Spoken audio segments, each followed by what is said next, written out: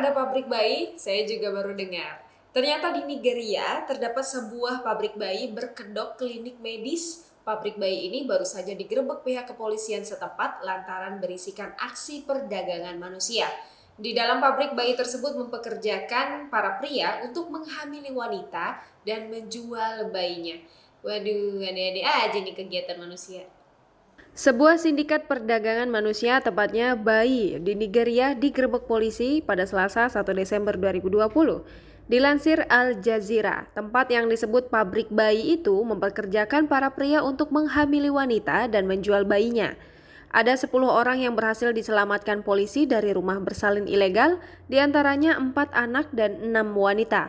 Sebanyak 4 dari 6 wanita itu sedang mengandung. Operasi penggerebekan itu dilakukan di sebuah pabrik bayi di daerah Mowe, negara bagian Ogun Barat Daya. Sebelumnya, polisi telah mengadili seorang wanita yang terlibat dengan perdagangan manusia.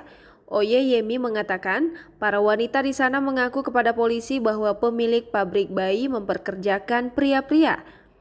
Mereka bertugas menghamili para wanita, kemudian menjual bayi yang baru lahir untuk mendapat keuntungan. Adapun yang disebut pabrik bayi adalah klinik medis swasta berstatus ilegal. Para wanita hamil ditampung di tempat itu, bahkan di klinik abal-abal tersebut juga terjadi tawar-menawar penjualan bayi.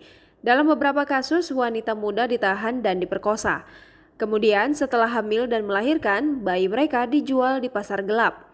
Oyeyemi mengatakan 2 tersangka, seorang pria disabilitas dan putri pemilik klinik, ditangkap. Pengelola sebelumnya telah ditangkap karena pelanggaran yang sama. Penggerebekan polisi terhadap unit bersalin ilegal relatif umum di Nigeria, terutama di bagian selatan. Dikutip dari Daily Mail, tahun lalu 19 wanita hamil dan 4 anak diselamatkan dari pabrik bayi lain yang dicurigai di Nigeria.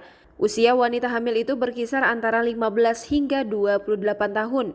Penyelidik mengatakan pada saat itu bahwa anak-anak akan diperdagangkan.